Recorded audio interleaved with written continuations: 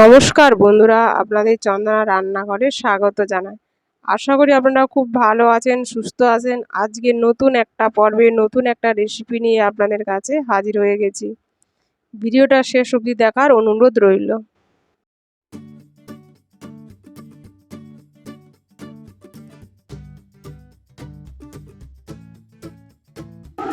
আমি এখানে নিয়েছি 1 কেজি দেশি মুরগির মাংস। এটাকে ভালো করে ধুয়ে জল ঝরিয়ে রেখেছি। তাতে দিয়ে দিচ্ছি আদা রসুন কাঁচা লঙ্কা বাটা, আর নুন, হলুদ গুঁড়ো, পেঁয়াজ বাটা, আর শুকনো লঙ্কা বাটা, আর গোলমরিচ গুঁড়ো, আর 2 চামচ টক দই দিয়ে ভালো করে ম্যারিনেট করে নিতে হবে।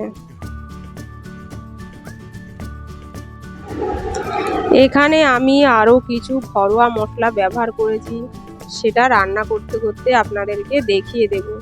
এই মশলাটা ব্যবহারে রান্নাটা আরও সুস্বাদু হয়ে যাবে।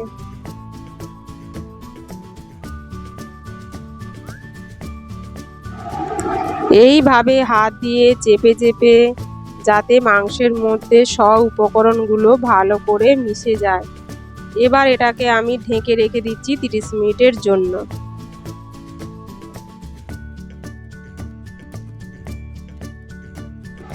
এবার একটা কড়াই বসিয়ে দিয়েছি। কড়াই গরম হয়ে গেলে দিয়ে দিচ্ছি তেল। তেল গরম হয়ে গেলে দিয়ে দিচ্ছি 1 চামচ চিনি। এখানে আমি কালারের জন্য চিনি ব্যবহার করেছি। তারপর দিয়ে দিচ্ছি শুকনো লঙ্কা আর তেজপাতা, আর দিয়ে দিচ্ছি এলাচ, গোলমরিচ, দারুচিনি আর লবঙ্গ দিয়ে ভালো করে নেড়ে চেড়ে নেব।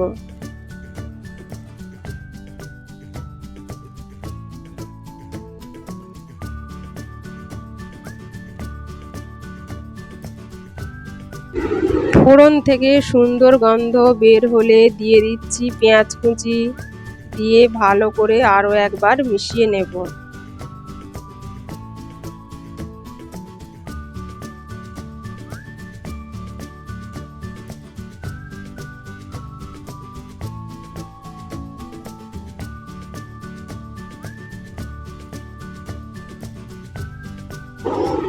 দিয়ে দিচ্ছি সামান্য পরিমাণে নুন। নুন দেওয়ার জন্য পেঁয়াজটা খুব তাড়াতাড়ি ভাজা হয়ে যাবে। মাংস রান্নায় পেঁয়াজ ভাজাটা খুবই প্রয়োজন। পেঁয়াজ ভাজা হতে হতে আপনাদেরকে মশলাগুলো দেখিয়ে দিচ্ছি। একটা কড়াই বসিয়ে দিয়ে দিচ্ছি 1 চামচ ধনে, 1 চামচ জিরে, আর এলাচ, দারুচিনি আর লবঙ্গ, আর দিয়ে দিচ্ছি জয়িত্রী, গোলমরিচ দিয়ে আর বড় এলাচ দিয়ে ভালো করে নেড়ে চেড়ে ভেজে নেব।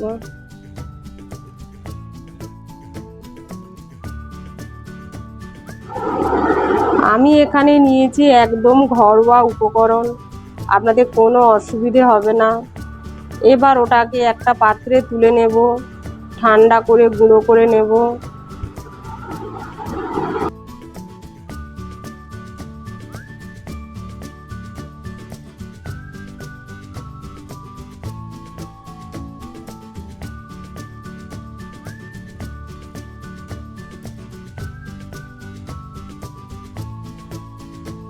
এবার একটা বাটিতে নিয়ে নিচ্ছি 2 চামচ টক দই আর গুঁড়ো মশলা দিয়ে ভালো করে ফেটিয়ে রেখে দেব কিছুক্ষণের জন্য।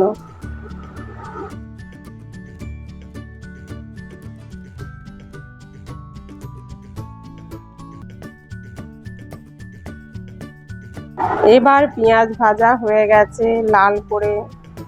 এরপর দিয়ে দিচ্ছি রসুন বাটা আর আদা বাটা, হলুদ গুঁড়ো, শুকনো লঙ্কা বাটা দিয়ে ভালো করে আরও একবার মিশিয়ে নেব। তারপর দিয়ে দিচ্ছি টমেটো কুচি, দিয়ে ভালো করে আরও একবার কষিয়ে নেব। এরপর দিয়ে দিচ্ছি পরিমাণ মতো নুন, আর দিয়ে দিচ্ছি ধনে গুঁড়ো, জিরে গুঁড়ো দিয়ে ভালো করে আরও একবার মশলাগুলোকে কষিয়ে নেব।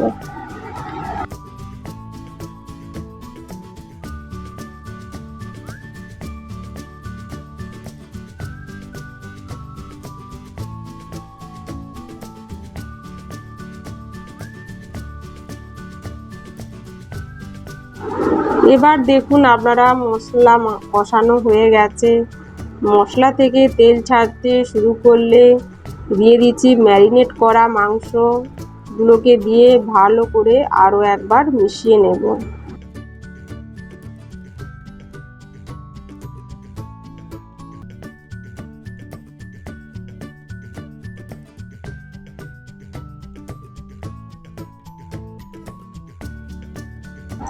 এবার ওটাকে ঢাকা দিয়ে হতে দেব 10 মিনিটের জন্য।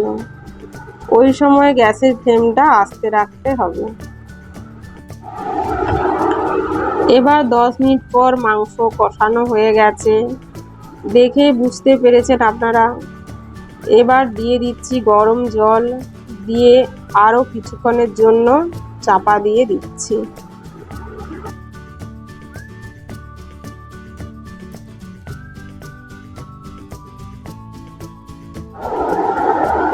দেখতে পেলেন কত সহজে ঘরোয়া উপকরণে বানাতে আপনাদের অসুবিধে হবে না।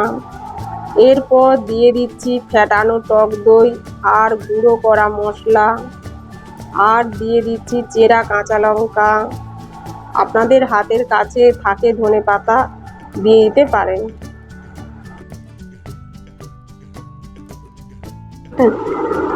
ব্যাস, তাহলেই রেডি হয়ে গেল দেশি মুরগির কষা মাংস।